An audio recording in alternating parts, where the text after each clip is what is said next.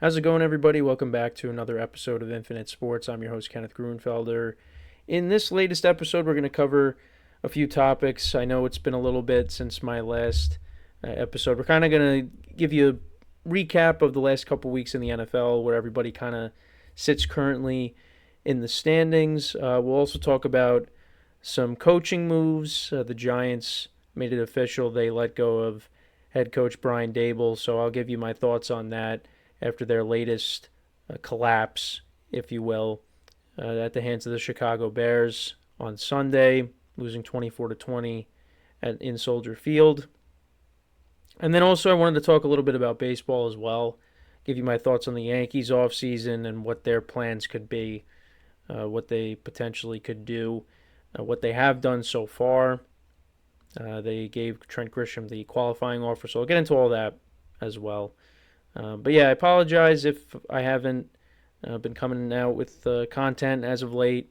We're going to try to get back to our normal schedule. So now the main reason is because my picks have not been going so well, so I'm kind of embarrassed to come on and share them with you with how poorly I've been doing the last couple of weeks. No, that's not it. But yeah, anyways, let's just get into the NFL to start off here. So yeah, last couple weeks I haven't done any videos, but we'll talk about where everything kind of currently stands at the moment. So, there's parity this year. There is parity this year. I don't think there is a clear favorite when talking about who you think could potentially win the Super Bowl. Now, the team that I picked before the season to win the Super Bowl was the LA Rams, and that looks very good right now.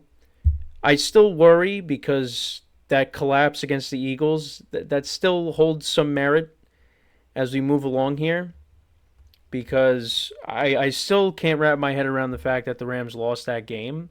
But outside of that hiccup, and then they also had that loss to the 49ers in overtime, the shorthanded 49ers, that was not very good either, but they have looked like one of the best teams in the NFL. Outside of those two losses. Now, again, they definitely leave a bad taste in my mouth, but they have looked very good. Matthew Stafford is playing at an MVP level. Every week it seems like he's throwing 4 touchdown passes. The move to bring in Devontae Adams has really panned out for them. Kyron Williams is running the football effectively. They have to keep Puka Nacua healthy, obviously, because he's been banged up a little bit this year. They're protecting Stafford, which is very important as well, and their defense continues to be one of the league's best. And they're going to be dangerous. They are going to be a dangerous team. Now, it's funny because you would think, having said all that they're running away with this division. Well, the 49ers, they just beat up the 49ers this past Sunday.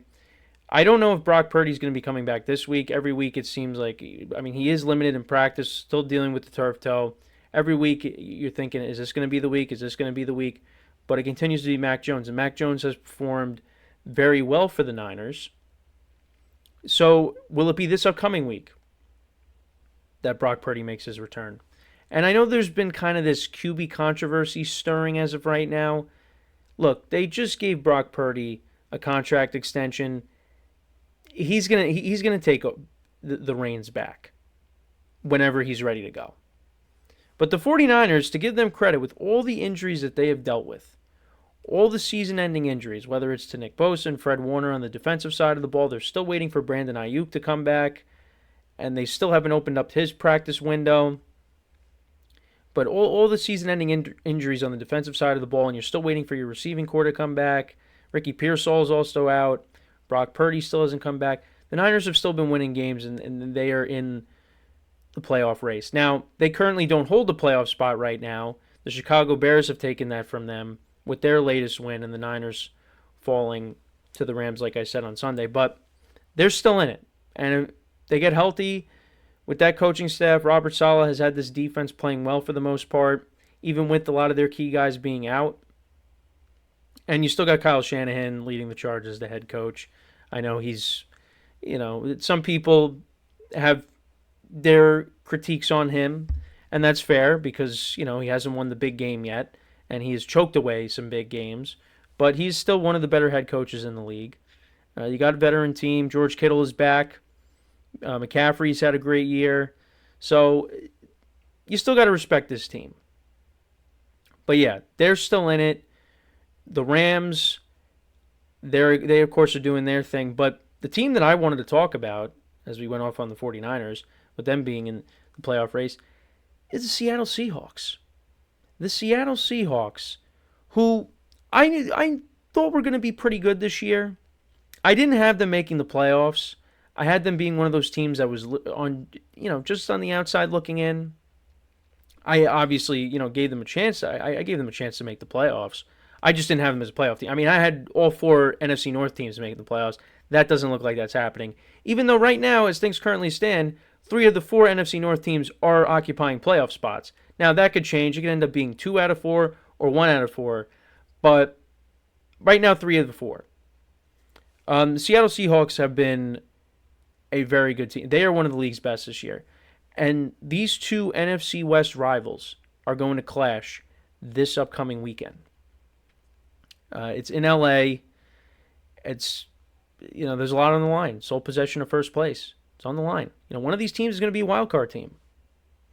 But the Seattle Seahawks, to me, barring a huge collapse, they are going to be in the playoffs. They are going to be in the playoffs. I mean, obviously the same thing goes to Rams if they collapse, but these 2 teams are going to be in the playoffs. Now it's just a matter of who's it going to be? Who's going to be the division winner? Who's going to be the wild card? One of the wild card teams. But you kind of looked at this offseason, and you look at the defensive side of the ball. They have a lot of talent. They brought in DeMarcus Lawrence, the guys in the secondary that they have. I mean, their defense on all 3 levels, very good. It's very good. And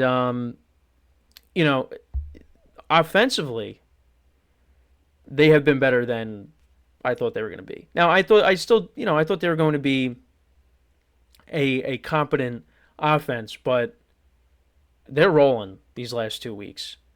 Sam Darnold, I mean, I know he turned the ball over a few times, but the game was out of reach at that point. The Seahawks, they were on cruise control the rest of the way.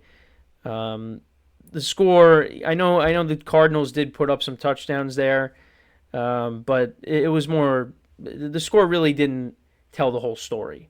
But Sam Darnold has played very well this year. He's looked very good. He's making the Vikings look a little silly for letting him walk. But yeah, Jackson Smith and Jigba, this is his moment. He going into this season, he was now like, hey, there's no more DK Metcalf, Tyler Lockett. They let go of the veterans. How are you going to be now as the true number 1 receiver in this offense? And he's taking it over with no problems. He looks like a true number 1. They're running they could definitely run the football better with Charbonnet and Kenneth Walker. I still feel they could still get better production out of those guys. Charbonnet has kind of been like that, red zone guy. But that's still a solid tandem that they have, those 2 guys. I like what I've seen out of AJ Barner. He's had some big catches for them. Horton, as well, the other receiver. Cooper Kupp really hasn't done much, but still, it's good to have him there. He had a big reception on Sunday against the Cardinals that went a long way. This is a complete team. I do worry going into the playoffs because you still think about, having said that, seeing how Darnold has played this year, I still think about that playoff game against the Rams. Okay? Now, I don't want to say that was all on him, wasn't getting good protection. So maybe second chance comes around in the postseason. How is he going to live up? Is he going to put together a better performance? If he gets better protection. I think they're really the Seahawks. They're going to go as far as Sam Darnold takes them because this defense is one of the league's best. Okay, I mean, the clinic that they put on Sunday against the Cardinals. I mean, DeMarcus Lawrence, who I mentioned, one of their acquisitions, 2 fumble recoveries for a touchdown. With him and Leonard Williams up front, and like I said, in the secondary, They're loaded. They're loaded. This is a dangerous team. But I think they're going to go as far as Sam Darnold takes them. Because, if you match up with a Philadelphia, you match up with the Rams, and we're going to see how they look when these two teams match up on Sunday. You're going to have to match what these teams do. Now, Philadelphia is not coming off of a great offensive performance, but with the experience that they've had and being the defending Super Bowl champs, when they need to make plays, they will make plays on offense. And they showed that on Monday night against the Packers.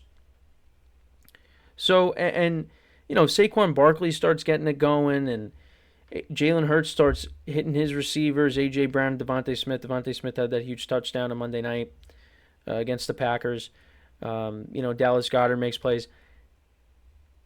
You got to be able to match that if you're Sam Darnold. And, if Seattle has to travel, like if Seattle's a wild card team and you're going to have to go and you're going to have to take on like Philadelphia, if you have to go on the road and go to Philly, that's a tough place to play. It's going to be interesting. But I really like where Seattle is at right now. They are a dangerous team. They are really a dangerous team. So we'll see how this season continues to shape out for them. But I mean, what they did to the Cardinals, what they did to the Commanders as well a couple weeks ago. I mean, that game was never close. I mean, the Commanders, that's a team that has really regressed from the previous season.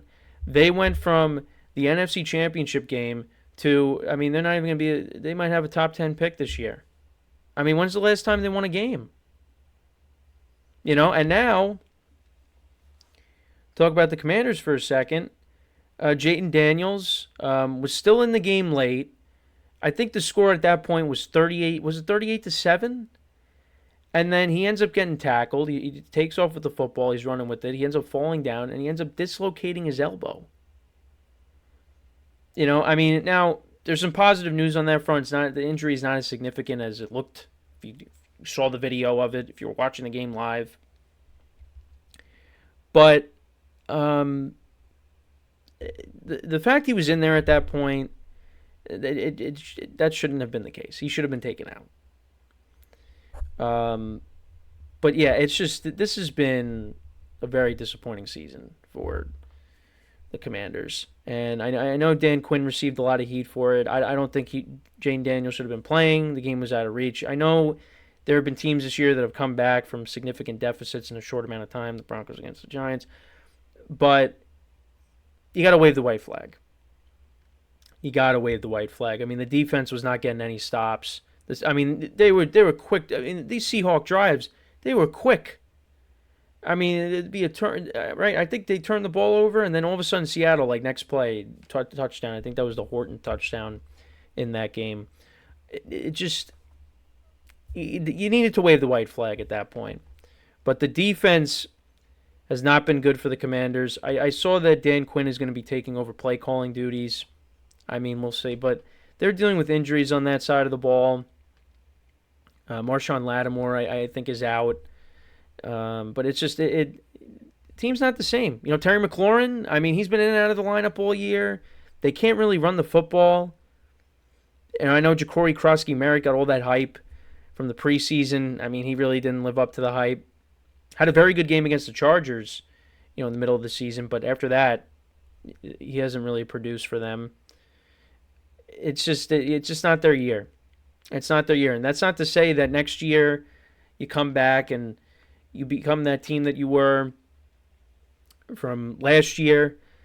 But, yeah, it's just, and, there's a lot of people kind of taking a second look at Jayden Daniels and saying, was that a fluke? We'll see. And he's getting comparisons to RG3. And the weird coincidences with the injury. It was against the same team. I think the same quarter. Not exactly the same injury, but Washington quarterback. It was strange, and it's similar to the weird coincidence with the Joe Theismann and the Alex Smith injuries as well.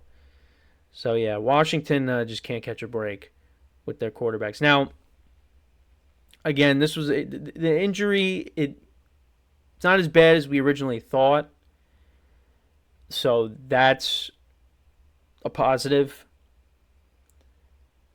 The Commanders, they got some work to do though in the offseason. They've got to hope that Jaden Daniels can come back 100%. I don't think he's going to come back this year. I think they should kind of just say, you know what, let's let you rest.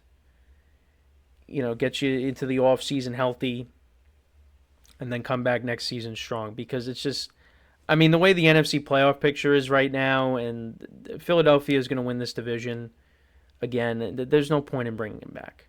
There's no point. So, yeah, Washington has just been, it's not been good. It's not been good. What are they now, 3-7? Yeah, I mean, it's not like what it was last year when everything just seemed like it was going right. This year, it's the complete opposite. Everything is going wrong.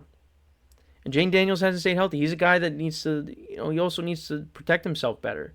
Because it just seems like he's getting hurt on plays that he's not protecting himself. I mean, I don't know. It's hard to change a player's way of their style, because that's just who he is. He's a guy that's going to use his legs, and that's what made him so dangerous last year. But it does hurt him at times. And look at Jackson Dart as well. I mean, that's his style. And now he's in concussion protocol, and he's probably not going to play on Sunday. So, yeah. But, yeah, hopefully Jane Daniels, he bounces back from this. We'll see if he plays again this year or if we have to wait till next year, which I think that would be the better choice. So, yeah, the Commanders, not looking good right now. What else? I mean, with the NFC East, staying with the NFC East, we talked about the Eagles a little bit. They beat the Packers 10-7. So we started off week 10 already. Well, now we're in week 11. We had the Broncos winning 10-7 over the Raiders, and then we ended week 10 with a 10-7 game. Eagles over the Packers. Eagles, I mean, they moved the ball down the field in their first drive. It looked like they were going to go in for a score with ease, and then Jalen Hurts ends up fumbling. Both defenses played very well on Monday night. But, yeah, the offenses struggled. I mean, the Packers' offense, they just couldn't get anything going. They were relying on Josh Jacobs, heavy dose of Josh Jacobs in this game. They just kept running the football. And Jordan Love did not play great, had a bad turnover. He also fumbled the football himself. But he also wasn't getting some help, really any help from his receivers. There were some drops in this game that costed them. But they're missing a lot of weapons. I mean, Tucker Kraft is now out. The Packers, they've lost 2 in a row. After I saw them in Pittsburgh, how well they looked on offense. And I thought they were going to turn the page. And Jordan Love was going to take off. They don't score a touchdown until the fourth quarter in back-to-back games. They lose to the Panthers at home, 16-13. And then you lose 10-7 to the Eagles. And you don't score a touchdown until the fourth quarter. So, yeah, but they're missing Tucker Kraft now. He tore his ACL against the Panthers. He was having a great season. So you were without him. There was no Matthew Golden last night. They were shorthanded. And the protection for Jordan Love, it's got to be better. It's got to be better. They could not protect him. He was getting hit last night. And the Packers right now, I mean, they got off to a good start. They beat the Commanders and they beat the Lions, and you're thinking, oh, I mean, they look very good.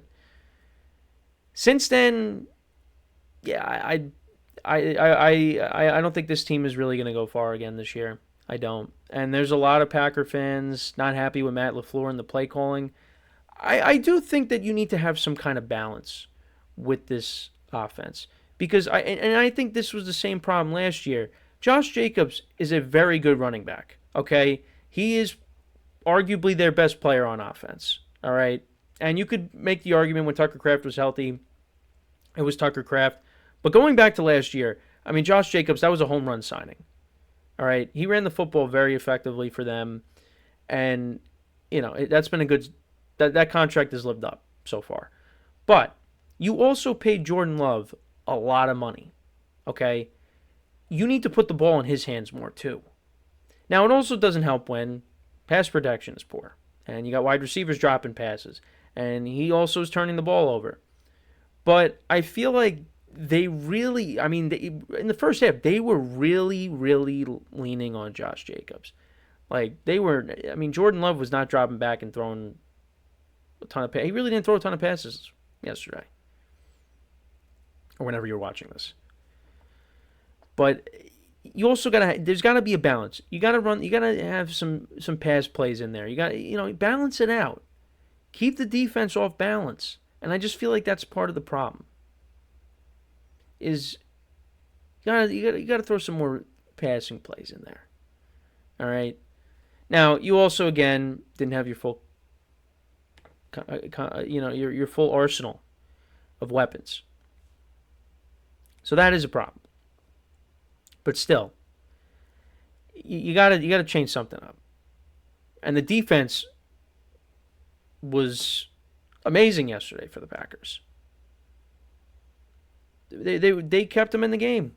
Both defenses were phenomenal. That was a classic game, classic defensive battle. And the Packers, in their losses, take out the tie with Dallas. Obviously, that's a tie. But you give up 13 points to the Browns, right? You give up 16 points to the Panthers. You give up 10 points to the Eagles, right? You should win those games. And they're not winning those games. It's on the offense. The offense has to be better. Because once again, right now this team looks like they are headed for another first-round exit. Or they could miss the playoffs if things don't get right. Things can unravel very quickly for the Packers if they don't get things right. But it's gonna be tough. Matthew Golden is gonna come back, right? I would think. Jaden Reed, who got hurt earlier this year, he's supposed to come back soon, so that's really gonna help. They miss him. You got Christian Watson back. I know Romeo Doubs got banged up last night, but this is what you got. So there's time to correct this, but it's got to happen very quickly. Otherwise, we could be in for a disastrous finish for the Packers. And after I saw what I saw in Pittsburgh, I thought this team looks like they're ready to take off. But I guess I could have been more reflective on Pittsburgh's defense at the time. Speaking of the Steelers, so we're going to segue into the Steelers. We're going to jump around a little bit. So the Steelers, since we last spoke, they defeated the Indianapolis Colts, forced 6 turnovers. Daniel Jones had 5 turnovers in the game. They won that. And then their offense put up 10 points on Sunday Night Football against the Chargers. So here's my thing with the Steelers. Going into this season, with Mike Tomlin's record and what he's done and what he hasn't done is have a losing record. I said the Steelers are going to find a way, get 10 wins. And I'm still going to stand by that. They're at 5 right now. There's some tough games left on the schedule. But I'm still going to sit here and say they can get those 10 wins. Now, that did not mean that I thought the 10 wins were going to be pretty. No. And that it was going to come easy. It was not. My microphone falls over. This Steelers team, they could make the playoffs. I still think they will. But they're not going to go very far if they do. Because I just think you're not going to win games every single week. You can't rely on your defense to get 5 to 6 takeaways like they did against the Patriots and like they did against the Colts. You're not going to get that every single game. And also, and I watched a little bit of Ben Roethlisberger's podcast. This offense just, there's no identity. There's a lack of an identity with this team. Do they want to run the football? Are they a passing team? What are they? And I just feel like you don't really know. And the other thing too is, and I would think that they are going to activate MVS, who they just signed, Marquez Valdez-Scantling, who is familiar with Aaron Rodgers during their time with the Packers. But there's not a lot of dynamic playmakers. There's not really any dynamic playmakers on this offense. I guess you could say DK Metcalf, but like, who else scares you? Or does DK even scare you to begin with? Like, I like the tight ends. I like Jonnu Smith. I like Darnell Washington. I like Pat Freiermuth. I like Jaylen Warren. I like Kenneth Gainwell. But it's just, there's no flavor. It's just like, and the other thing too is Kenneth Gainwell was in from, what was it? He was in for more snaps than Jaylen Warren was. Jaylen Warren is arguably their best offensive player outside of DK Metcalf. And Kenneth Gainwell hasn't been bad for them. He had that good game against Minnesota when Jaylen Warren was out. Why is Jaylen Warren not in more? And you could see that Jaylen Warren is a tough runner, and he gets the tough yards, and he was having a decent game on Sunday. Why do you not commit to him more when you see that the passing game is struggling? It's just a little bit of a head scratcher. But yeah, the Steelers, Sunday's game, and I was hoping for a good performance out of Rodgers in this offense, but I wasn't surprised by the outcome. Rodgers misses DK Metcalf on that deep shot. And Rodgers was off target all night, and he talked about it afterwards. And then he you thought Jonnu Smith caught that pass along the sidelines, but they reviewed it and it was incomplete. The ball hit the ground. And then Chris Boswell uncharacteristically misses a 45-yard field goal. And he started off the game making a 59-yard field goal. But there was a lot of missed opportunities. And then the safety happened, which that was uncharacteristic of Rodgers. And he even said he should have threw it away. But yeah, got sacked by Khalil Mack. And that made it 3-2 at that point. And at that point, the Chargers, the Steelers' defense kept them in it, but the Steelers' offense just could not do anything. But yeah, Rodgers was off target. He was overthrowing guys. He was underthrowing guys. He underthrew Calvin Austin on that deep shot he took in the game. He overthrew DK Metcalf, which led to a pick. And then, like I said, the receivers, Calvin Austin, Rodgers hits him right in the hands, and it deflects off of him, and it gets intercepted by Dante Jackson, who was previously with the Steelers. So, yeah, offense lacks an identity. I think they should have. They did try to get another receiver, but from what I was seeing on social media, they were interested in Rashid Shaheed. They made runs at him and Jacoby Myers, but both of those guys wanted to go elsewhere. Jacoby Myers has now ended up with the Jaguars, and Rashid Shaheed is now a member of the Seattle Seahawks. So the Steelers tried to make a run at some receivers, but they didn't get them, and they settled for MVS. And we'll see if he plays on Sunday. But it's a problem. It is a problem. And Rodgers was not good, like I said. I think the protection has to be better. I just think that this offense still is looking to find itself. And where, it's week 11 now. And unfortunately for them, and they're an older team, they had their bye week back in week 5. And they had their Thursday night game already. I don't think they play on a Thursday night again, no, they don't. This is it. And that's why, like this season, when I saw week 5 bye, I was like, it might not bode well for them because they're an older team. You got a 41-year-old quarterback. You got guys in the secondary that are in their 30s. Your defense is older in general. You got T.J. Watt who's getting up there in age, and Cam Hayward is an older player. They were one of those teams that needed a later bye, and they're not going to get that. So, yeah, look, I think the Steelers' defense maybe figured something out. I know the score was 25-10, but they were getting stops. They were getting the Chargers off the field. It's just the Steelers' offense was not generating anything, and then eventually the Chargers were able to get into a rhythm. Justin Herbert was able to make plays. They benefited from the turnovers by Aaron Rodgers and the Steelers' offense. And then, Herbert hits Ladd McConkey, and he almost took it the distance.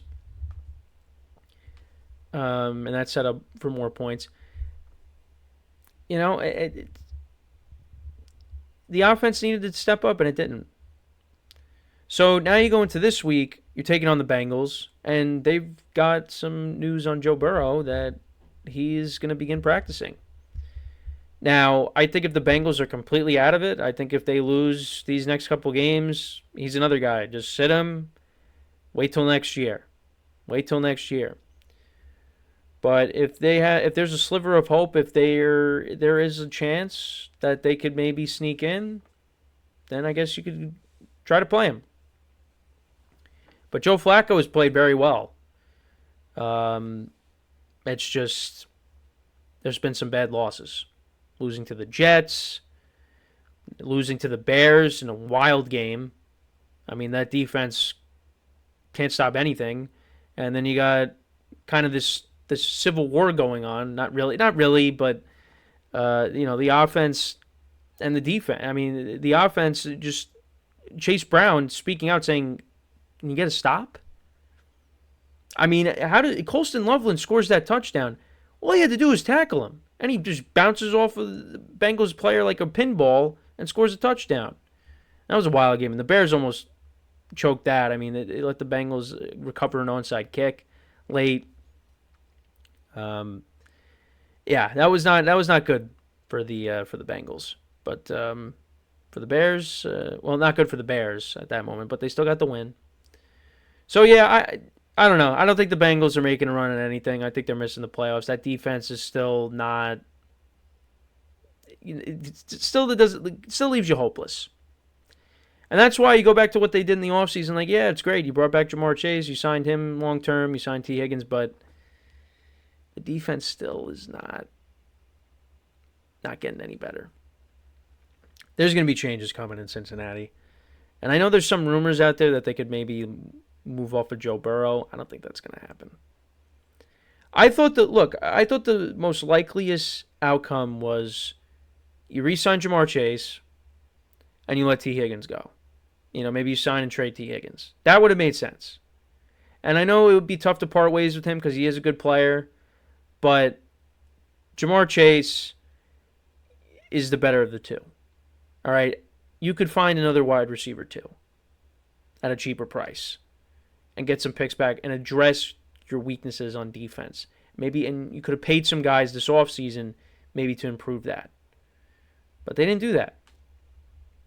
And they did trade one of their defensive players to Dallas during the trade deadline. But yeah, no, the Bengals, they're not making a run at anything this year. They're missing the playoffs again.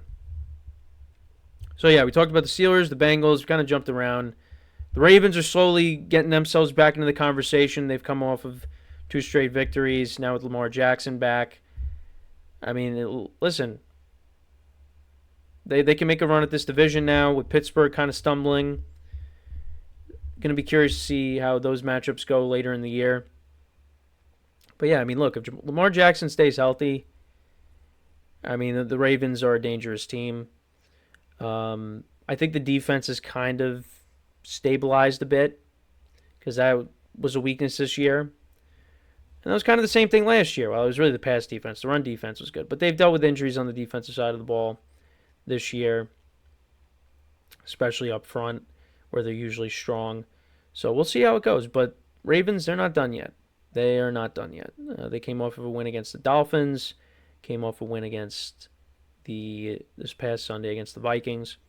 So we'll see.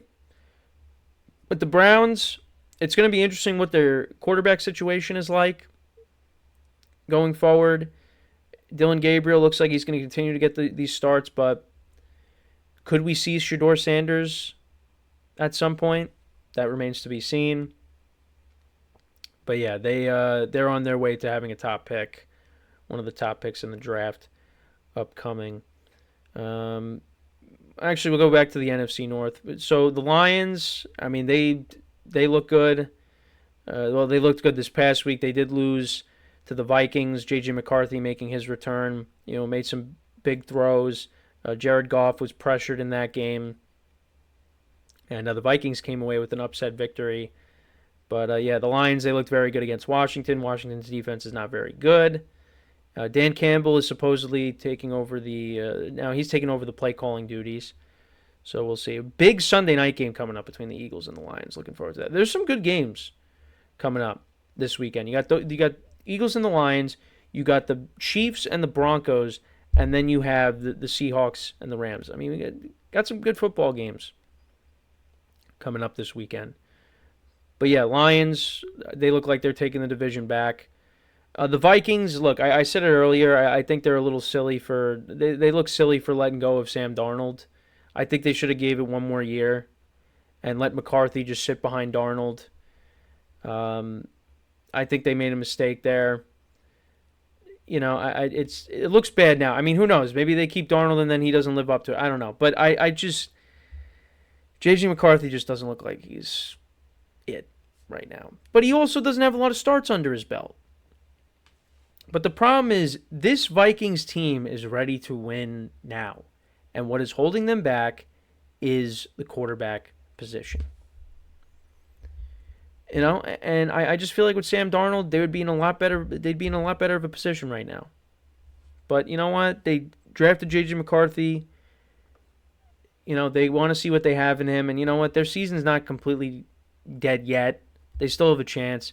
But he's got to figure things out in a hurry. You got to get on the same page as Justin Jefferson. Because, Jefferson was targeted 12 times. I think he only had like 5 catches. Got to get on the same page with your best wide receiver. And they got to obviously be able to run the football too. The roster is there. Quarterback's got to play better. So we'll see what happens. And the Bears, listen, I had the Bears making the playoffs. I like what I've seen out of Caleb Williams. Again, he still scares me every time he scrambles with the football. He's good.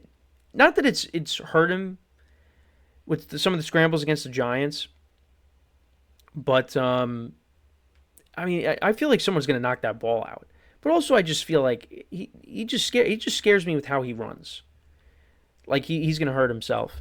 I don't know. That's just how I am with these mobile quarterbacks, But, yeah, look, he's definitely made strides this year. I think Ben Johnson is the right guy.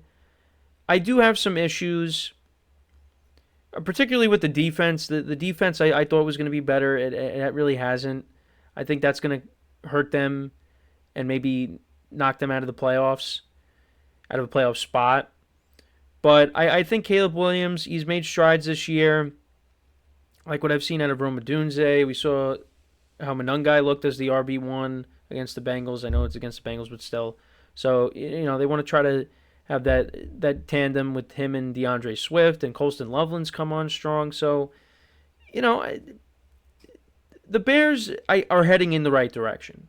And they're 6-3. So give them credit. I know you look at their wins. Some of the teams that they've beaten.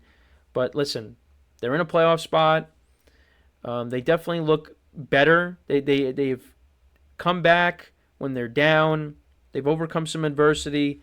And you go back to last year, look at all the games that they lost down the stretch from poor clock management. and just boneheaded plays. The Hail Mary and the Thanksgiving game last year. Thanksgiving's coming up. They won't be playing on Thanksgiving this year, but yeah, I mean, how the final seconds of that game was handled. So yeah, I like where they're going. But yeah, the defense has to show some improvement. And let's see how they do against these other teams in the North. I don't know, have they played? Actually, yeah, they played the Bears. They did play the Bears, or they did play the Bears. They played the yeah. Obviously, the Bears played the Bears. They are the Bears. The Bears played the Lions. Lions beat them up, and then they lost to the Vikings on Monday night. And, they were up, and then J.J. McCarthy, had that monster fourth quarter. So they have not played the Packers yet, and they will be playing the Vikings and the Lions one more time. Well, they play the Vikings this week, so we'll see how it goes. Yeah, so those are the two, the NFC and the AFC North. We talked about the West. I didn't really talk about the Cardinals in the NFC West. I mean, Kyler Murray is going to be out. It looks like they're going to be Splitsville, Cardinals and Kyler Murray. So he's going to be a trade candidate this offseason. It's amazing because recently, I mean, I think it was last year, I mean, they said he's our franchise guy. Well, it doesn't seem like that anymore. Jacoby Brissett stepped in. He's played decent for him, but he is not going to be the long-term answer. So, yeah, but the Cardinals are not going anywhere this year. The AFC West, I mean, right now the Broncos lead it. They're 8-2, but they're drawing comparisons to the 2020 Steelers, and we remember how that year ended. The Broncos, yeah, I feel like they're 8-2, but they're another team. You want to see more, particularly on the offensive side of the ball. The offense, I mean, that Thursday night game was tough to watch. It was tough to watching them against the Raiders. I mean, their defense is phenomenal. Their defense is amazing, but the offense, I mean, and they got talent. I mean, I think Bo Nix is solid. I like the receivers. I like the running backs with Dobbins and R.J. Harvey. It looks like Dobbins could be headed for IR, and that paves the way for R.J. Harvey to be the RB1. Evan Ingram has kind of been disappointing this year, even though he started the year off injured. I like what they have on offense. I expect more out of them, and we're not getting it. But this offense is really going to have to come up big because they're taking on the Chiefs. It's a big game coming up. But yeah, Broncos right now, they're in first place, but I don't know if they're going to be the team that finishes in first place because you got the Chargers right behind them, and then obviously the Chiefs. This would be a big win for them if they can, get the win coming off of the bye. And they're coming off of a bye too, and the Chiefs usually win. So, but yeah, the Chargers. Look, they're without Joe Walton, Rashawn Slater for the rest of the season. That's really tough. They're still waiting on Omari and Hampton to come back. Chargers have dealt with the injury bug this year, but this team is better than how they were last year. We'll see if Justin Herbert could finally silence the critics and at least win a playoff game this year. Right now, I wouldn't count them out to win the division. I wouldn't count them out when it comes to the division. I think they could definitely take the division. Just got to protect Justin Herbert, man. That's the key, and he's getting hit a lot. Like the NBC was showing graphics on Sunday. I mean, you got to protect him, because you don't want to get him hurt, and then otherwise, then you're really done. So, with the Chiefs, look, the Bills, they own them in the regular season. Obviously, they're coming off of the bye. The Bills knocked them off 28-21. Mahomes, didn't play his best game. But to me, it was just they played each other so many times. Again, the Bills own them in the regular season. Okay? If these two teams do match up in the postseason, it's going to be different. It is going to be different. But the Bills, they get up for these games in the regular season. So we'll see what happens. Right now, the Chiefs aren't even in a playoff spot, but they will be when it's all said and done. The offense looks a lot better than how it was last year, especially getting everybody back healthy. Worthy, Rashee Rice, Travis Kelce's had a good year. You'd like another team that you'd like to see them run the football better. But what, the defense is still strong. Mahomes is playing well. He's having one of his best seasons. after some subpar years offensively, even though they made it to the Super Bowl the last 3 years. But they're going to be a dangerous team. Don't count them out.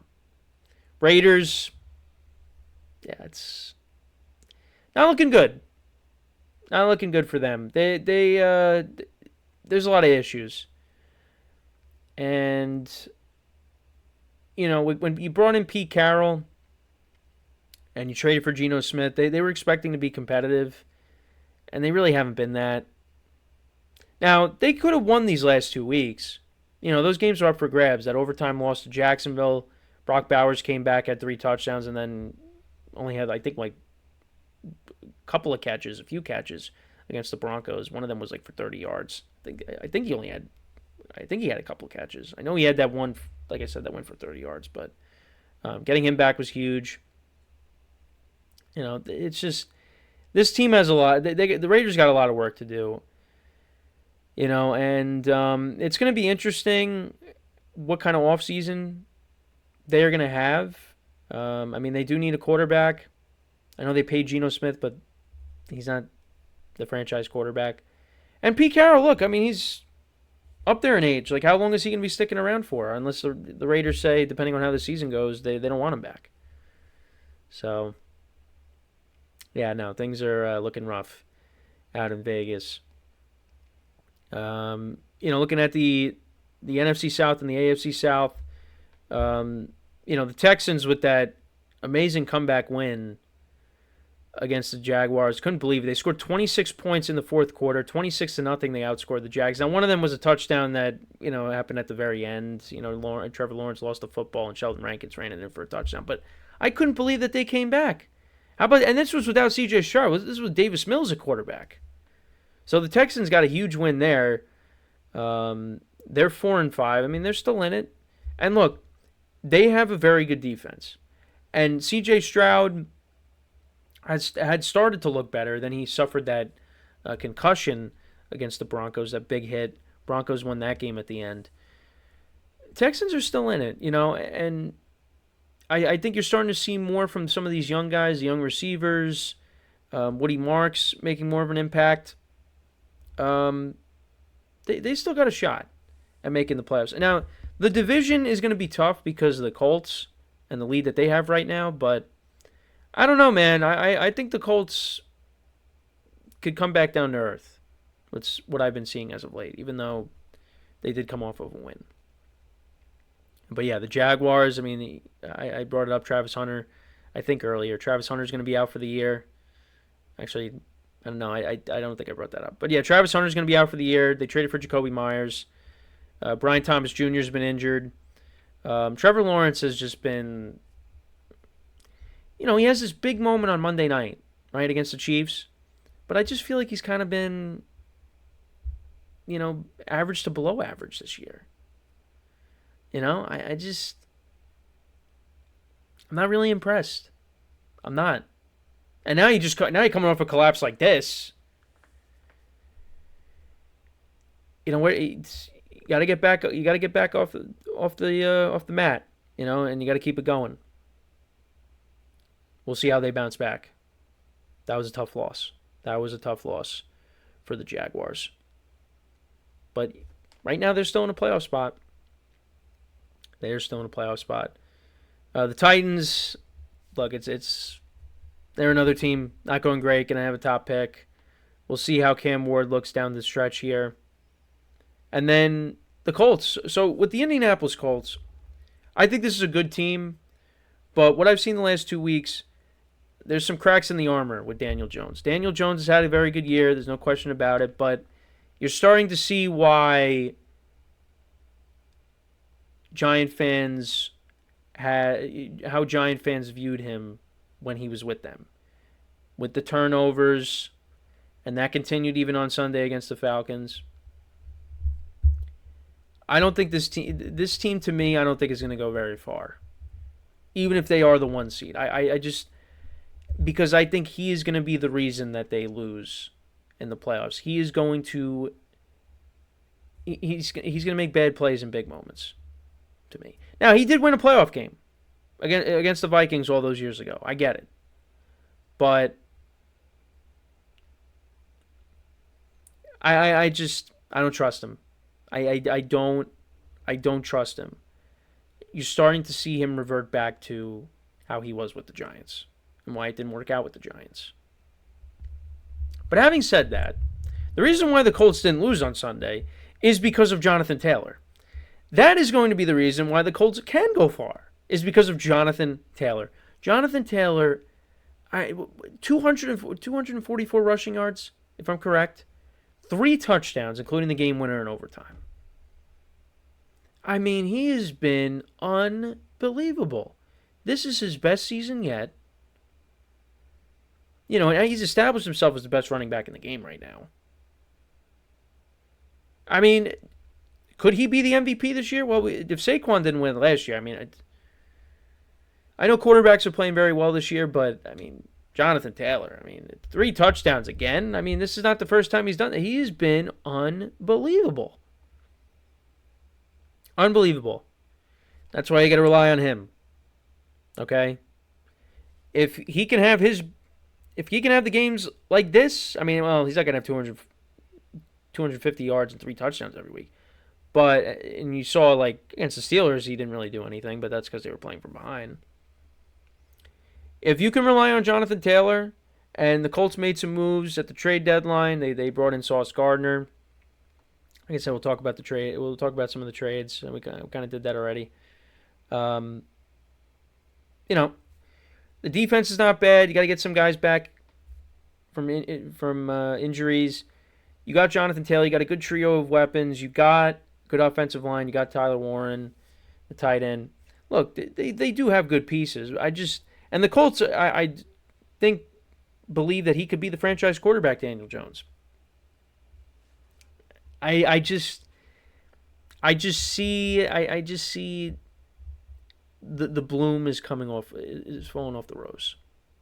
I see it with these last 2 games, even though they won. Listen, they're 8-2, okay. But to me, when they get to the playoffs, it's going to be a whole different animal.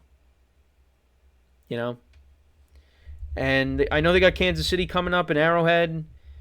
You know, and they haven't played the Texans yet. They haven't played the Jaguars yet.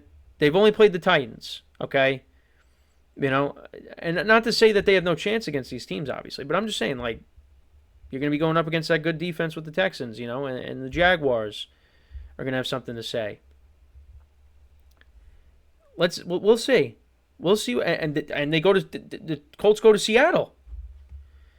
So they got some tough games coming up on the schedule. I think the 49ers are in there too. They're on the bye, but when they come out of the bye, there's going to be no gimmies. All right, there's no more Tennessee Titans anymore on the schedule. So, and look, I know some people are going to hear this and be like, "Of course you're down on Daniel Jones." Look, it's just there's some issues. You know, the turnovers are an issue. Got to be able to protect the football. But you know what? Hey. What I will say about Daniel Jones is he's tough, all right, because he scrambled out of bounds and he smashed his face. Well, of course he's wearing his helmet, of course, but smashed his face into the I think the bench, and his whole mouth was bleeding. Didn't faze him. Kept going. So, look. You got that, and he's had a very good year. It's just, again, what I've seen from these past 2 weeks. Again, he's not flawless, okay? But we'll see. And you know what? And again, I'm happy that he's doing well. I am. Having said what I just said, but. Can't be turning the ball over in the playoffs. Can't be doing that. Because you will lose. You will lose. So we talked about the AFC South. NFC South, look, right now it's the Bucs division to lose. Nobody's catching them. I mean, the Panthers, I know, are up there, and they've had some big wins this year. I mean, that win in Lambeau, I still can't believe that happened. Bryce Young didn't even play well. But the Bucs should win. Now, I'm concerned with the injuries. I feel like that offense has not been clicking like it was earlier this season. You could also say because Godwin and Mike Evans are out. But then they came off with a loss against the Patriots. But I still think they're going to win this division. I think Baker Mayfield has to play a little bit better. I think he's not 100%. He's gutting it out. It's another guy that's tough as nails. But yeah, they haven't been clicking like they were earlier. But I think they should still win. All right, the Saints, I know they just came off a win. They're not going anywhere.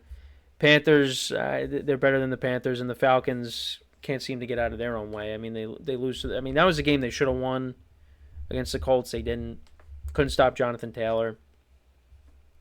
So, and again, Raheem Morris was getting killed because of the his clock management. So the Falcons don't use it right. They didn't use a timeout.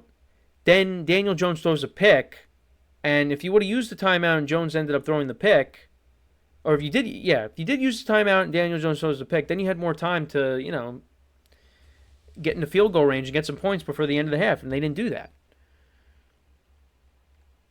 So he could be someone that's on his way out after this year. Raheem Morris with the Falcons. Saints picked up a win against the Panthers. Tyler Shuck, a couple of touchdown passes. Didn't look bad. So yeah, and then finally, with the two Eastern divisions, NFC East, AFC East, the Bills. Yeah, I mean, you come off with that win against the Chiefs. I guess they did too much partying because they go to Miami and they were flat. The defense couldn't stop Achane. Josh Allen turned the ball over. It was ugly. Ugly loss there. The injuries are mounting up on defense, and they got some injuries on offense as well. Can't all be Josh Allen. James Cook didn't have a good game either. This team, I think, will still make the playoffs, but I do have my concerns with them. I do have my concerns with them, especially because they're not even in first place. The Patriots are. Patriots look very good. Drake May, he did throw a bad pick in the end zone that I thought costed them against the Bucs, but Drake May has played very well this year. The defense has looked good. TreVeyon Henderson had a breakout game. Those two big rushing touchdowns. With the injuries out of the backfield, Stephon Diggs has been making plays. Back-to-back weeks with the touchdown. So things are looking good for the Patriots. They look like they're back. They're going to be a dangerous team in the playoffs. They really are. And the Patriots, they got their franchise quarterback. So, yeah, I mean, the way they're looking and the way the Bills are looking, I mean, the Bills' window is closed.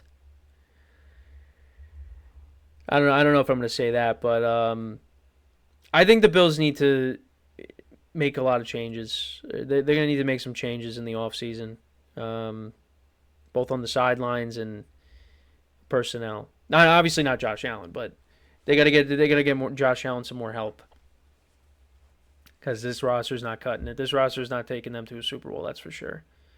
The Jets, hey, you know what? Back-to-back wins. Getting that win out of the bye, I think, is huge. A lot of Jet fans were kind of skeptical after that win against the Bengals. Like, all right, you won that game. Are you going to be able to come out of the bye and get a win? They did. And it was not really with the help. The offense really didn't give them a lot of help. They had two special teams. They had two kick returns for touchdowns on back-to-back. I think on back-to-back possessions. Justin Fields did throw past a little bit of a dump-off pass to Breece Hall, and he took that to the house. Hey, that's progress.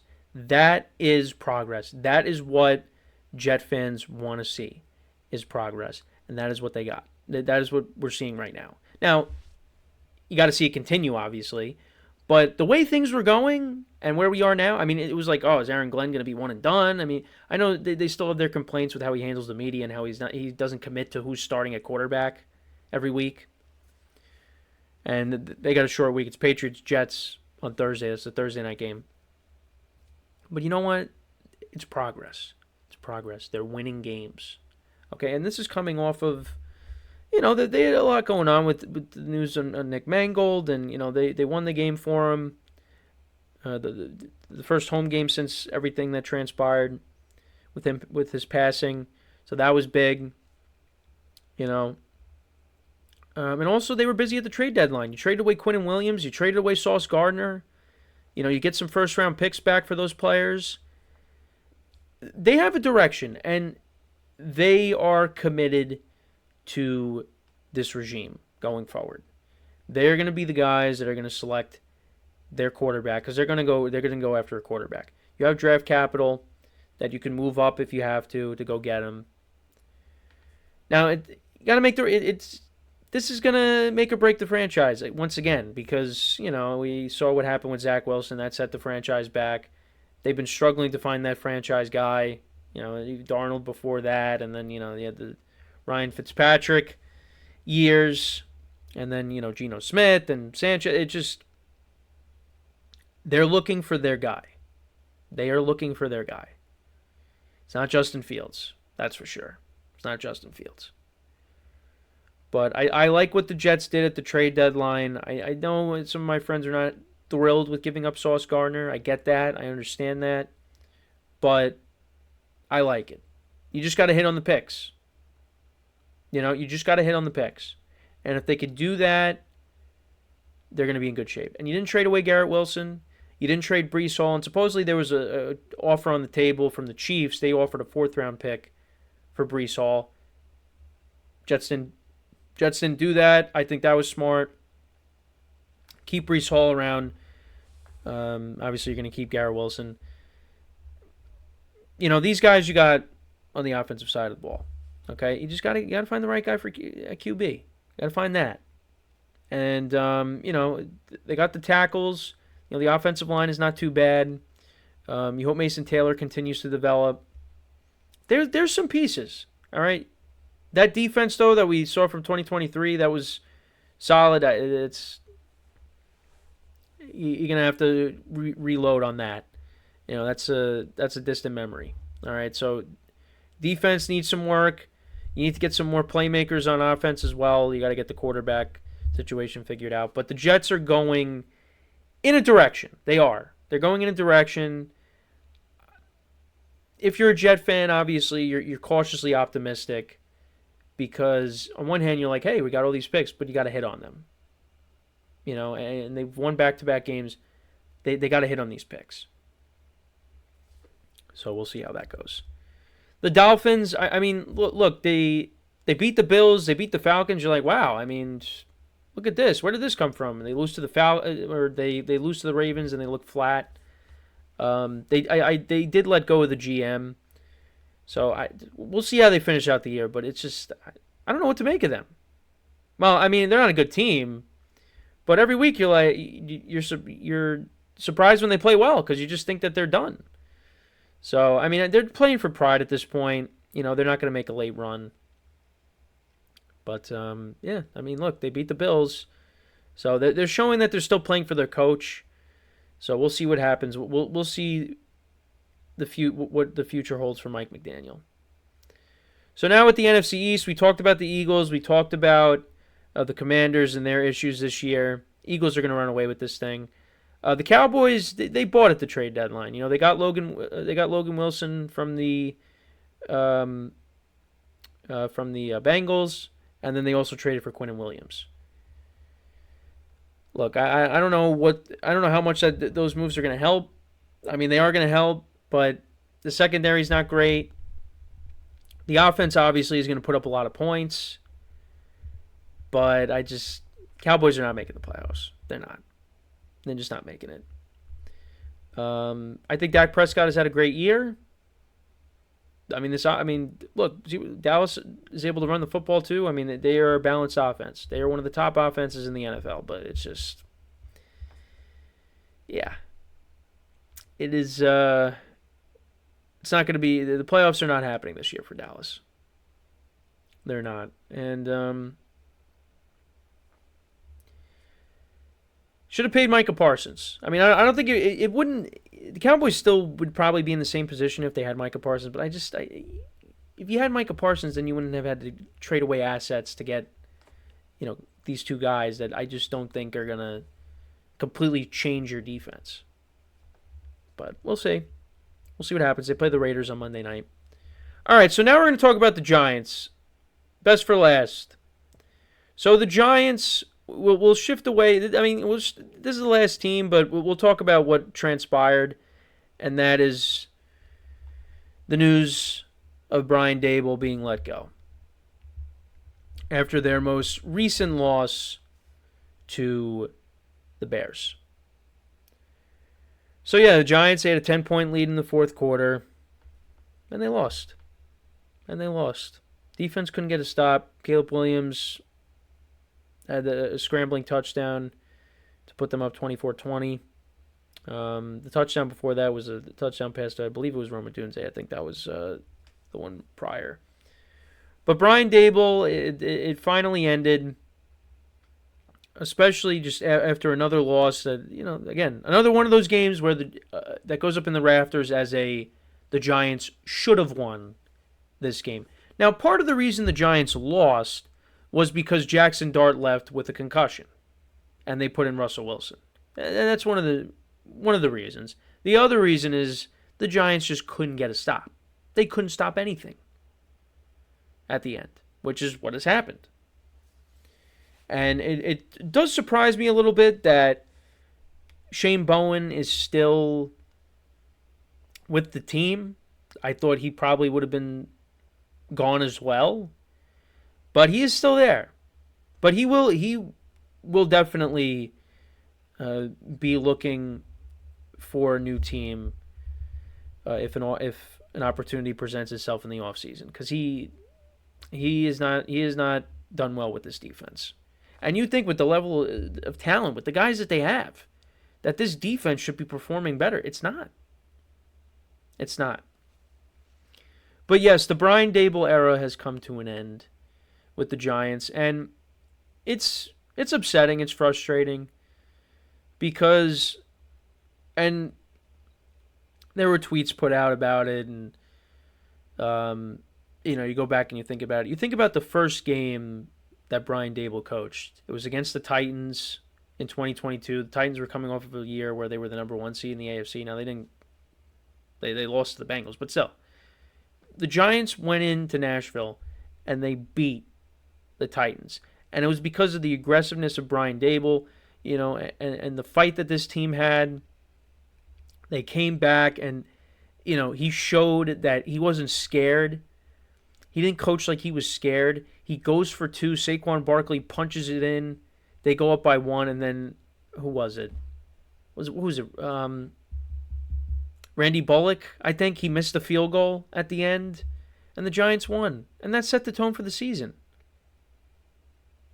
And you thought after that game, again, it was an overreaction at the time, but then look what they ended up doing. They went in and won a playoff game. You thought that Brian Daboll was going to be the guy. After it didn't work out with McAdoo, it didn't work out with Shermer, it didn't work out with Joe Judge. You thought that the Giants, for the moment, had finally found their head coach. But since 2022, downward spiral. His tenure went on a downward spiral. And you could point to different things, and it's not only on him. You could point to other guys as well. The front office obviously has their fingerprints on this as well. But you could point to the roster construction. You could point to the falling out he had with Wink Martindale. That I think that had something to do with it. That plays a role in this. Because since Wink left, I mean, look, I'm not saying Wink is the best defensive coordinator ever, but he's definitely better than Shane Bowen. He definitely would have this defense playing better than Shane Bowen. He wouldn't be backing off late in games and playing this soft zone and letting every offense just pick you apart at the end. That's why you lost, and you could see players are frustrated over it. Brian Burns. That viral video after the Broncos loss. It's things like that. But, that you can also look at Daboll coaching to not lose, and rather than coaching to win. Now, when Jackson Dart got hurt, Russell Wilson comes in, and rather than trying to go for it and get a touchdown and make it a little bit harder for the Bears, they elected to kick the field goal. Now, my thing was this. I said, well, the way Russell Wilson has looked for the Giants and the way this offense has been with Russell Wilson in the red zone, I'm okay with them kicking the field goal. But at the same time, I'm saying to myself, the Giants are not going to win this game because the defense is going to let them down. And that's exactly what happened. So it was kind of it was two conflicting things. On one hand, you're like, the Giants are not scoring a touchdown here, so you might as well just take the points. And then on the other hand, I'm saying the defense is going to end up blowing the game anyways. So that's what it's like watching the Giants. And again, that's what happened. Giants defense blew it, and the offense couldn't do anything. Russell Wilson could not do anything. It's amazing because when we saw the Giants go out and handle the quarterback situation the way they did, bringing in Jameis Winston, bringing in Russell Wilson ends up being the starter. Look, I was never of the mindset, oh man, Russ, he's going to be amazing for the Giants. He's perfect for the Giants. He's going to turn back the clock. I wasn't saying that. I was more of just like, hey, he's going to come in. I think he's going to play okay. He's going to play like how he did when he first took over for Justin Fields last year with the Steelers. And I'm good with it. I don't expect the Giants to win a lot of games. We see Jackson Dart next year, what have you. But Russell Wilson, you put him on the Giants, man. You're like questioning, like, this guy won a Super Bowl. It's almost like you forget what he did in his NFL career how he's been playing with the Giants. I mean, from the first game against Washington, I mean, it's just how they were in the red zone, and then against Dallas. Look, had a great game, but Dallas's defense is not good. What happened the next week against the Chiefs, who have a good defense? He wasn't good. And anytime you saw him, like, he comes in for a play for Dart against the Eagles, and he throws the ball at the ground. And then against the Bears, last play of the game, fourth down, he can't even get a clean throw. It gets hit, gets batted up or batted down. I mean, it's just, I was wrong about him going into this year. Because I just was like, you know what? He's gonna be decent. He's gonna be decent. I wanted him to start rather than Jackson Dart. But the way Russell Wilson looked and the way Jackson Dart has looked, I mean, you might as well just click off the video and not watch any of my videos anymore. I don't know ball. That's probably what you're saying. Because the way Jackson Dart has looked, and I said this on a previous episode, he should have been starting since day one. He was ready.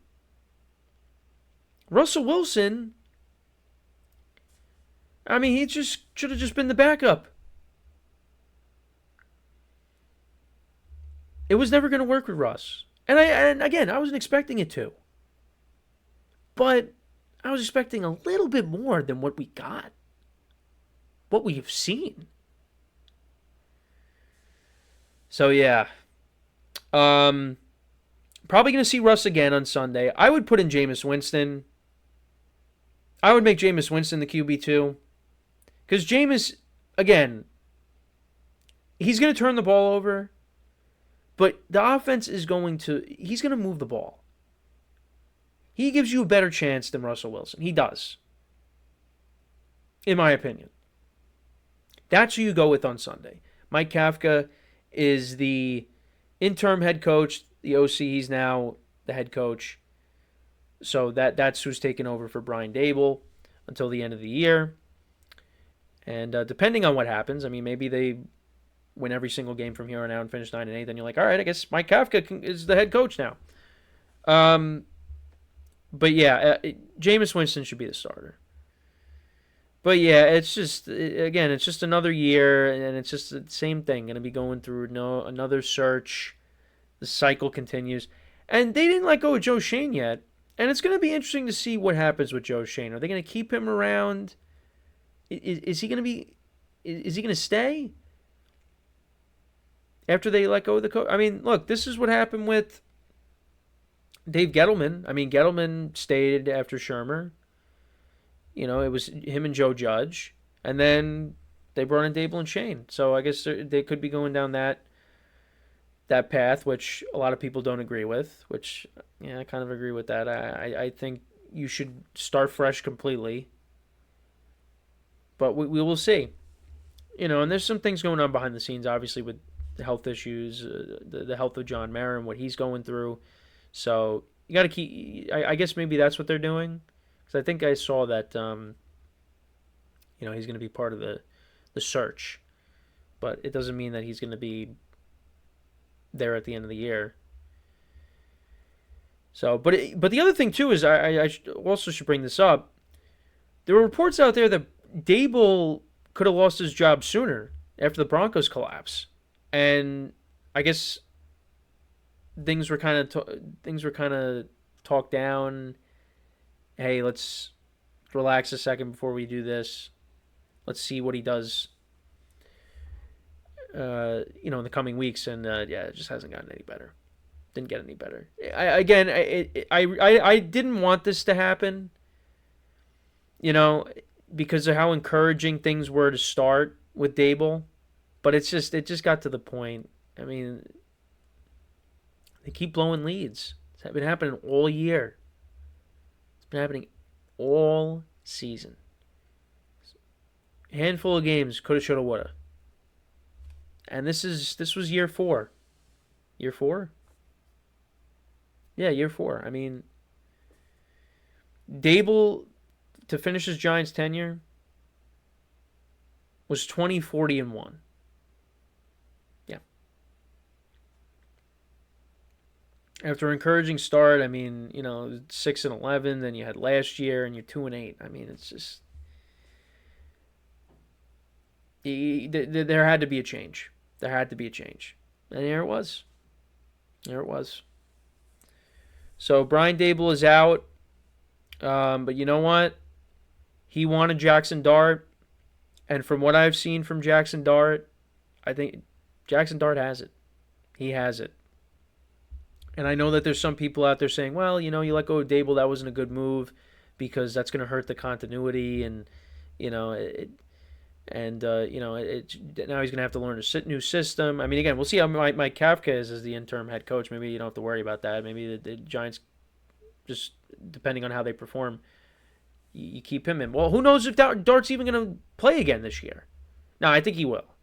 But, you can't really get a gauge on that partnership because Dart's not playing on Sunday. Who knows when he's coming back? But, and if the Giants go out and they win games, down the stretch,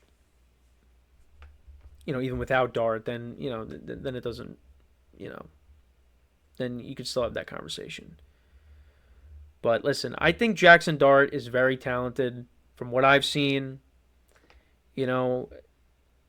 I think to me, he's miles better than anything that Daniel Jones ever did for the Giants.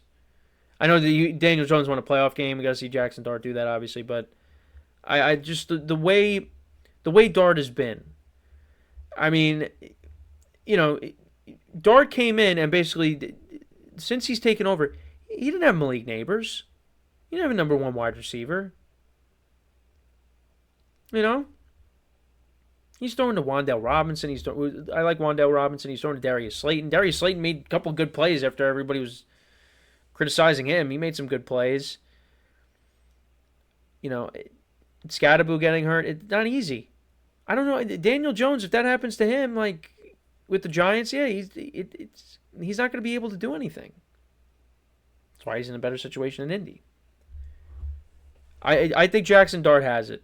I really do. You surround this guy with some better pass catchers, and Scadaboo comes back healthy next year. The offensive line looks like it's They figured it out.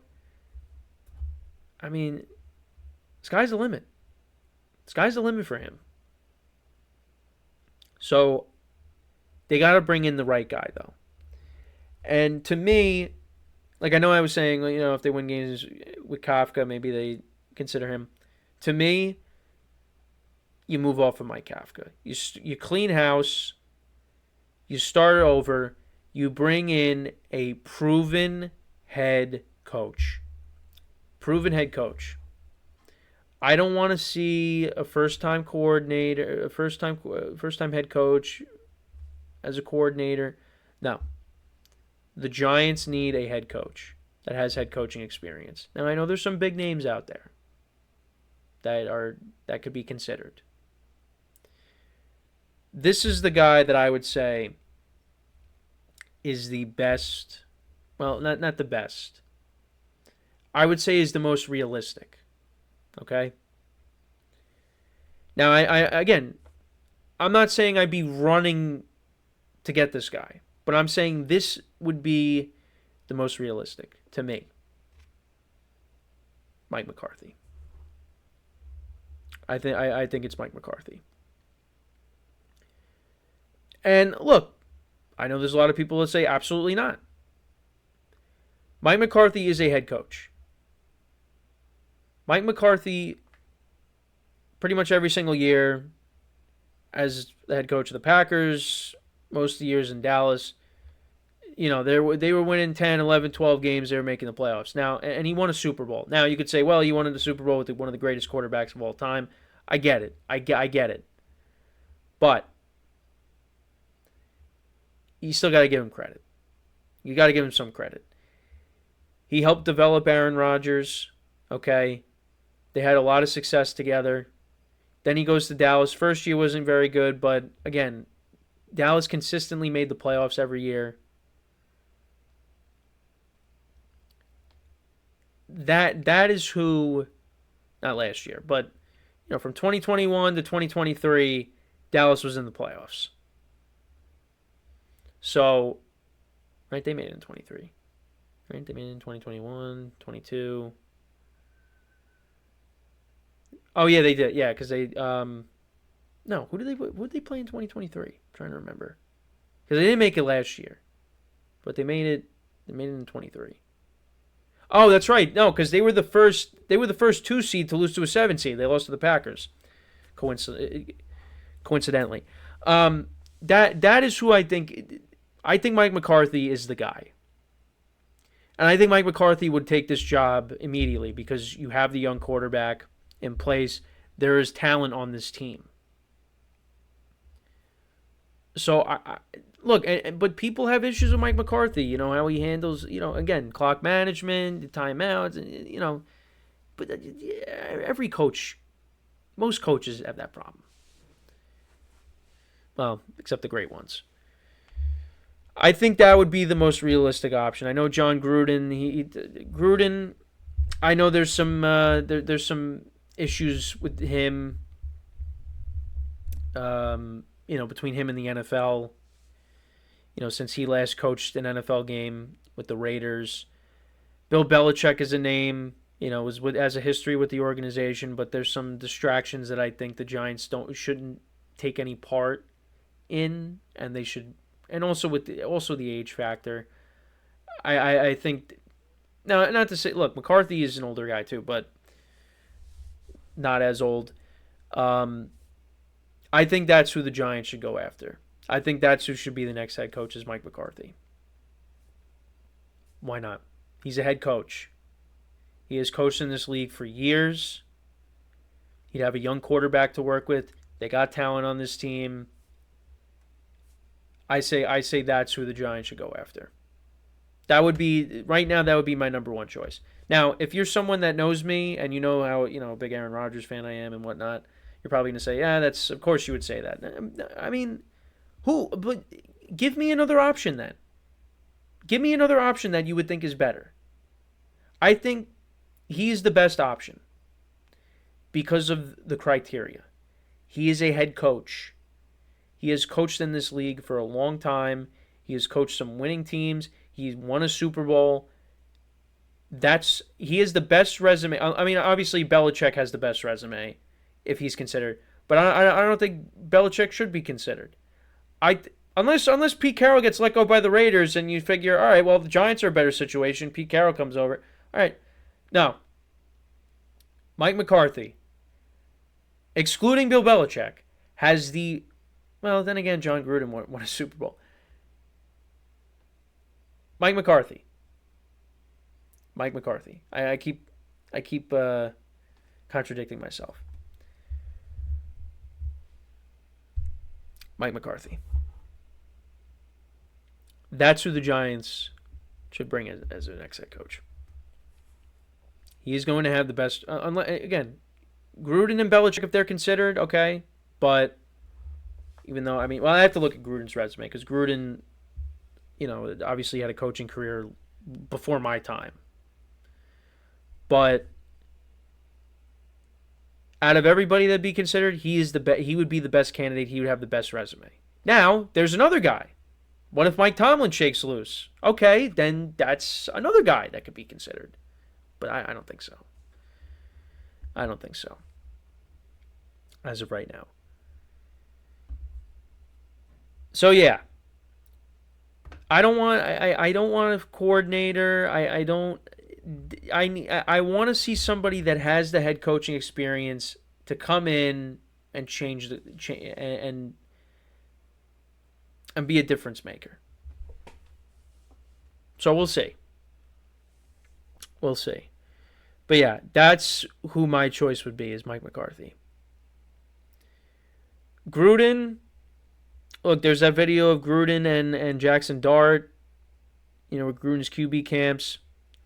Look, and Gruden knows his stuff. So if he inserts himself into this and he comes back, then okay.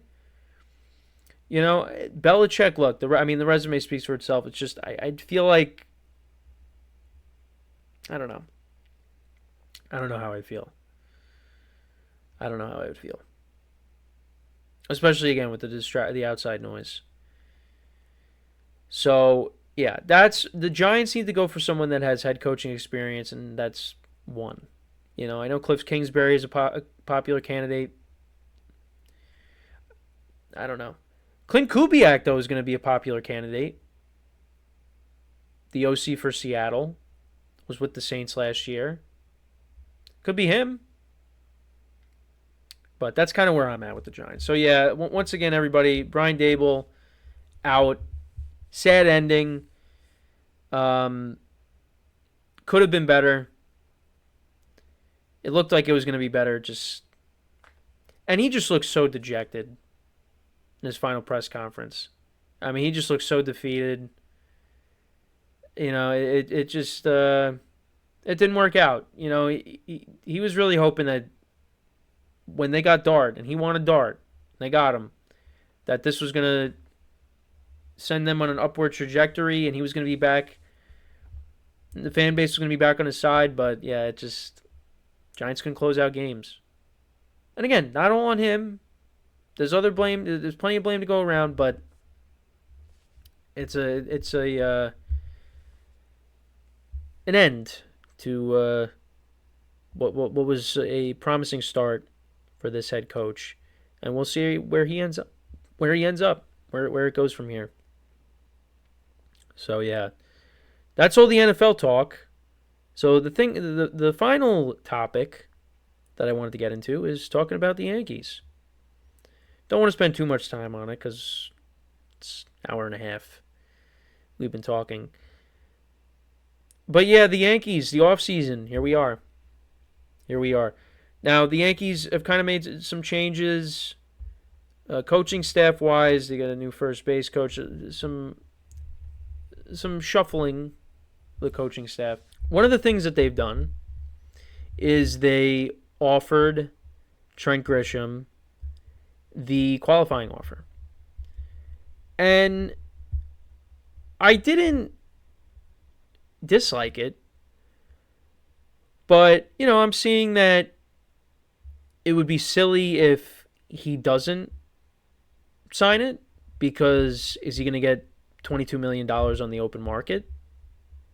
and he wants a multi-year deal, we'll see. We'll see what he does. I think he wants a multi-year deal. I don't think he's going to accept it. Now watch. I'm going to say that, and then he's going to accept it. The Yankees will get a draft pick. They'll get draft pick compensation if he doesn't accept it, he signs elsewhere. So that's part of it. But what happens if he does sign? Because Yankees want to bring back Bellinger, right? And you're going to be involved in the Kyle Tucker sweepstakes. I don't know if Kyle Tucker's going to come to the Yankees. I think what's going to end up happening is, like it's happened several times, is the Yankees will end up getting Bellinger back at a discounted price. And that's going to be, the big move. But we will see. Because the Yankees have done this before with Anthony Rizzo and Matt Olson, and a lot of Yankee fans wanted Matt Olson. I did want Matt Olson at the time. Even though Rizzo was productive until the concussion stuff happened, Matt Olson was the better player. And seeing that the Yankees want to get under the $300 million luxury tax threshold, so they're going to try to be careful with how they spend as well, which does frustrate a lot of fans. So I don't know what's going to happen. I think Bellinger's coming back, and I do think you're going to see Jason Dominguez in the outfield every single day next year. Dominguez is going to be playing winter ball. He's going to work on the right side of the plate, hitting, and his defense, which I think is good. He's still relatively young. I think he's 23? He's 23 now. There is still plenty of room for improvement with Dominguez. I think Dominguez can be productive for this team. It's got to work on the defense. He's a good base runner. He's a good left-handed hitter. If he could hit from the right side next year and be a switch hitter, an actual switch hitter, that would be great. Yankees need that. And the fielding needs to improve as well. But I'm of the mindset that I don't think Grisham's going to re-sign. Now, if he does, well, and then you try to bring back Bellinger, you sign Kyle Tucker, well, then what do you do with Dominguez? What do you do with Spencer Jones? Well, then you got to go out and you're going to have to trade somebody.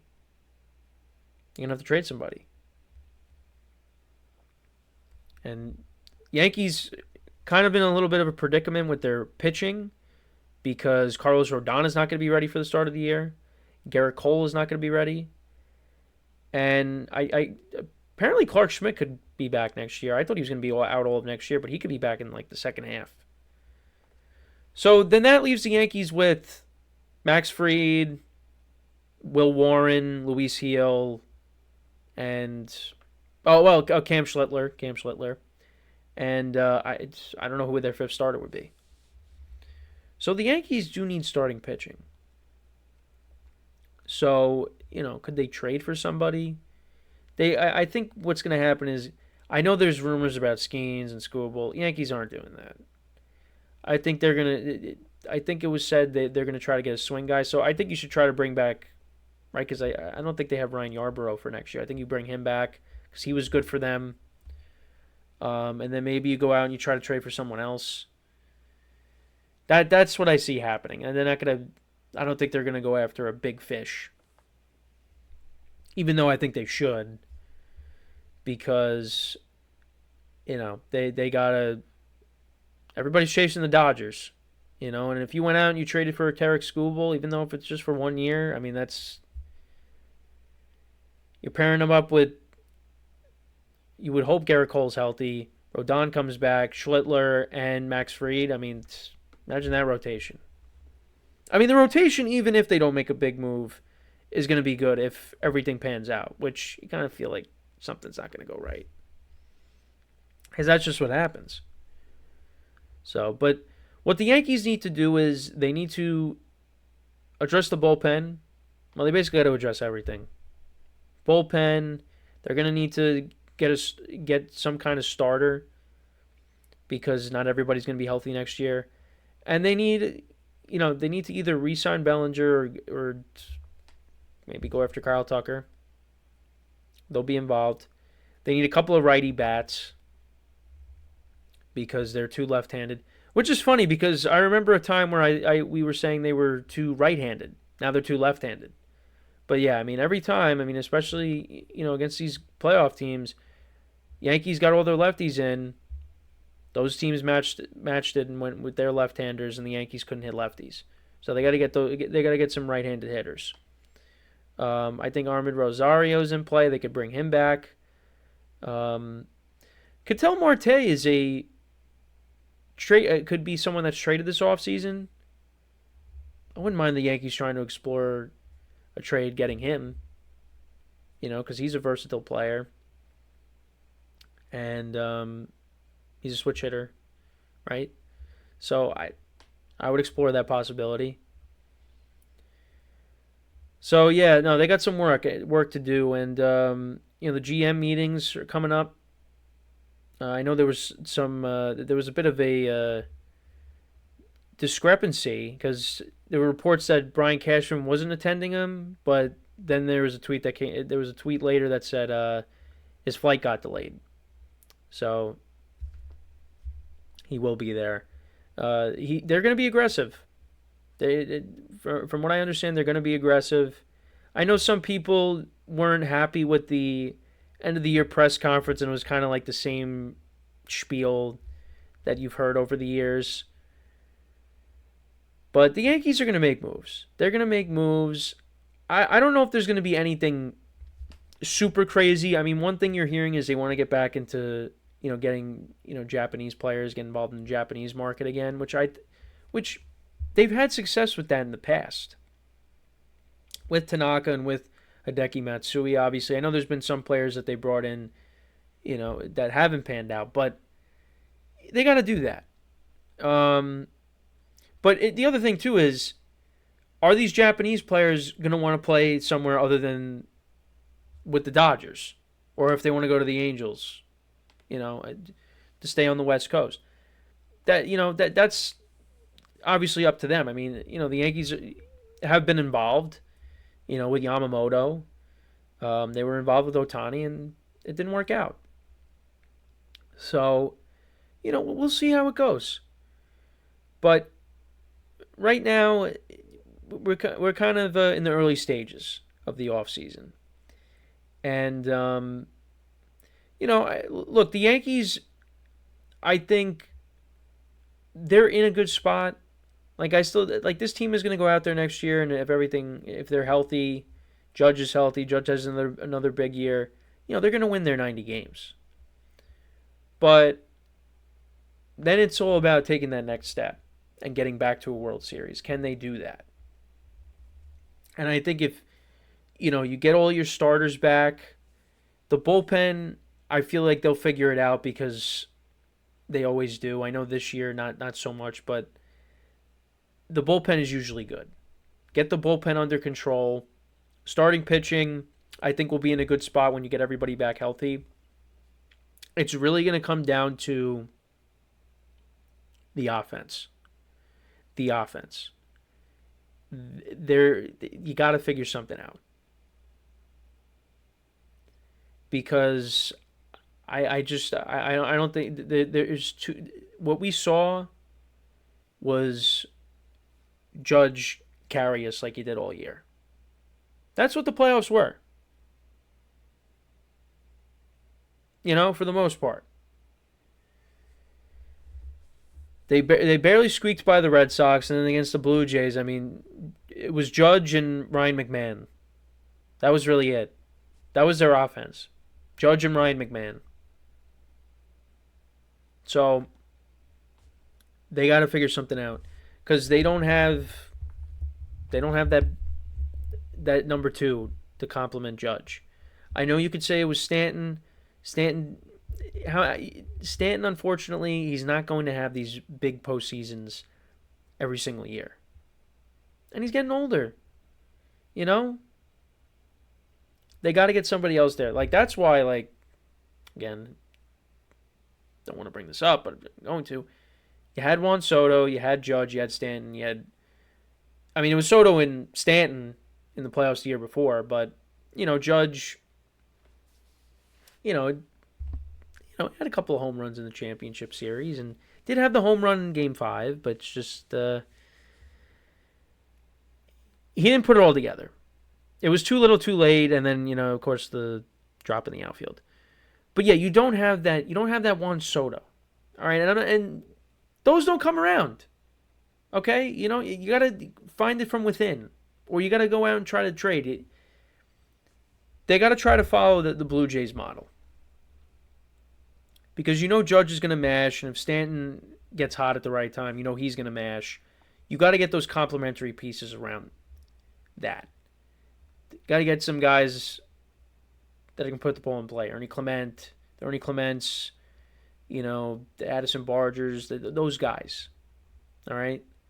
Those kind of guys. And you could poach Bo Bichette from the Blue Jays if you want, or if you'd be interested, and have him play shortstop until Anthony Volpe is healthy. You could do that. I don't think it's going to happen, but it's an option. So we'll see. We shall see, but the Yankees will be making moves this offseason. They will. Like I said, 2 righty bats. You get a righty outfielder, a righty catcher. I think those are in order.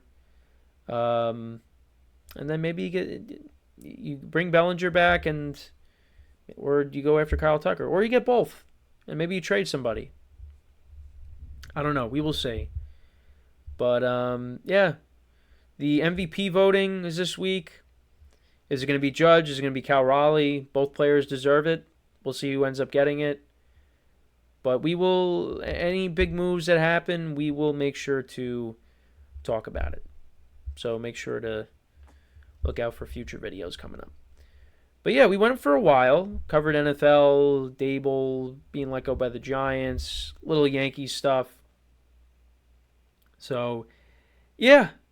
We'll try to get back to a normal schedule. I apologize again for the lack of activity as of late on this channel, but rest assured, we'll get things started up again. But as always, everybody, make sure to leave a like, comment, and subscribe to the video, to the channel.